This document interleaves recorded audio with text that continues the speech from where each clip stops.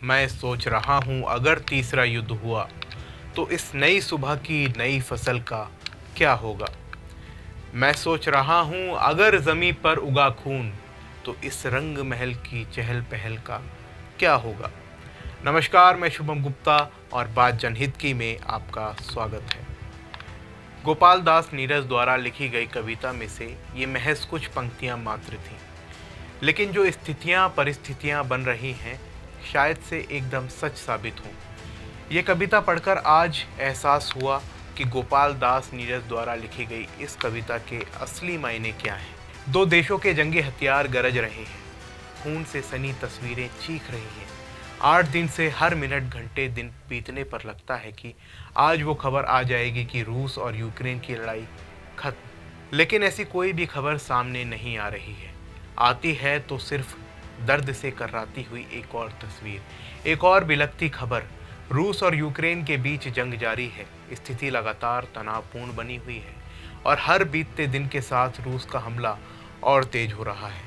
लेकिन इस बार रूसी सेना का सामना सिर्फ यूक्रेन की सेना से नहीं है, बल्कि यूक्रेन के कई आम नागरिकों ने भी हथियारों का दामन थाम लिया है। कई खिलाड़ी और अभिनेता भी अपना काम छोड़ देश की सुरक्षा के लिए आगे आ गए हैं। दरअसल रूस की सेना अब खार्किव समेत प्रमुख शहरों को भी निशाना बना रही है। यहाँ 24 घंटे में हुए हमलों में कम से कम 21 लोग मारे गए हैं और 112 घायल हो गए हैं। कल सुबह रूसी पैराट्रूप्स ने खार्किव में एक अस्पताल में हमला किया। इसके साथ ही रूस की सेना ने यहूदियों के नरसंहार की याद में बनाए गए बेबिन यार हॉलोकॉस्ट मेमोरियल सेंटर पर भी हवाई हमला किया है, जिसमें भारी नुकसान हुआ है। वहीं यूक्रेन भी इस युद्ध में हार मानते हुए नहीं दिख रहा है। यूक्रेन के राष्ट्रपति जेलेंस्की ने दावा करते हुए कहा कि जंग में अब तक लगभग 6000 रूसी सैनिक मारे गए हैं। इसके साथ ही कहा गया है कि सूमी से अब रूसी सेना वापस रूस लौट रही है। दावा है कि ऐसा दोनों पक्षों के बीच लंबी बातचीत के बाद हुआ है। हालांकि अब इसका मतलब ये नहीं कि पूरे यूक्रेन से रूसी सैनिक वापस लौट जाएंगे। यह समझौता सिर्फ एक यूनिट तक ही सीमित है। मीडिया रिपोर्ट्स के मुताबिक यूक्रेन और रूस के बीच बातचीत का दूसरा दौर भी बेनतीजा रहा। हालांकि बातचीत से पहले जेलेंस्की ने कहा कि जब तक यूक्रेन के शहरों पर रूसी हमला जारी रहेगा, तब तक शांति की कोई गुंजाइश नहीं है।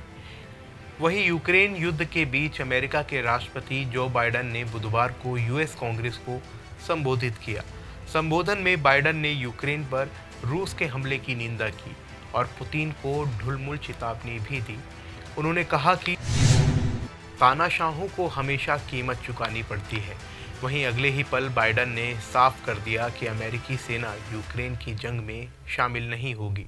जो बाइडेन ने यूक्रेन पर रूस के हमले को विश्व शांति के लिए खतरा बताया। रूस ने बिना किसी उकसावे के यूक्रेन पर हमला किया है। अमेरिका यूक्रेन के साथ है। पुतिन ने गलत कदम उठाया है। अगर अमेरिकी राष्ट्रपति जो बाइडेन के संबोधन का विश्लेषण करें तो उनकी बड़ी बातें ग्राफिक्स के जरिए समझाते हैं। रूस की आर्थिक व्यवस्था तबाह है। हम रूस पर आर्थिक प्रतिबंध लगा रहे हैं। यूक्रेन को $100 करोड़ की मदद देंगे। रूस ने दुनिया की नींव हिलाने की कोशिश की है। रूस को इसकी कीमत चुकानी पड़ेगी। ये जंग लोकतंत्र बनाम तानाशाही की है। तानाशाहों को हमेशा कीमत चुकानी पड़ती है। अब तानाशाह को उसके किए की सजा देना बेहद ज़रूरी है। रूसी विमानों के लिए अमेरिका का एयर स्पेस बंद कर दिया गया है। हम नाटो की एक एक इंच ज़मीन की रक्षा करेंगे। पुतिन आज इतने अलग थलग पड़ चुके हैं जितने पहले कभी नहीं थे। आज 27 देश यूक्रेन के साथ हैं। रूसी शेयर बाजार में 40% की गिरावट है। यूक्रेनियन साहस के साथ लड़ रहे हैं। पुतिन को युद्ध के मैदान में लाभ हो सकता है, लेकिन उन्हें लंबे समय तक इसकी कीमत चुकानी पड़ेगी। इस वक्त का जब इतिहास लिखा जाएगा तो उसमें यूक्रेन के खिलाफ छेड़ी गई इस जंग की वजह से रूस को कमज़ोर और बाकी दुनिया को ताकतवर बताया जाएगा। यूक्रेन पर हमले के बाद से दुनिया के तमाम देश रूस की निंदा कर रहे हैं। यूएन में रूस को भारी शर्मिंदगी झेलनी पड़ी है। मंगलवार को संयुक्त राष्ट्र मानवाधिकार परिषद में जैसे ही रूस के विदेश मंत्री सेंगेई लावरोव ने बोलना शुरू किया, लगभग 100 डिप्लोमेट्स ने वॉकआउट कर दिया। यूक्रेन के कई शहरों में युद्ध के कारण तबाही मची है, तो वहीं पुतिन का फैसला रूस पर भी भारी पड़ता हुआ दिखाई दे रहा है। रूस की आक्रामकता को देखते हुए अमेरिका सहित लगभग सभी पश्चिमी देशों ने रूस पर कड़े आर्थिक प्रतिबंध लगाए हैं। रूसी बैंकों पर भी कड़े प्रतिबंध लगाए गए हैं, जिस कारण उनके ग्राहकों को काफ़ी दिक्कतों का सामना करना पड़ रहा है। डॉलर के मुकाबले रूसी मुद्रा रूबल में भारी गिरावट देखने को मिल रही है।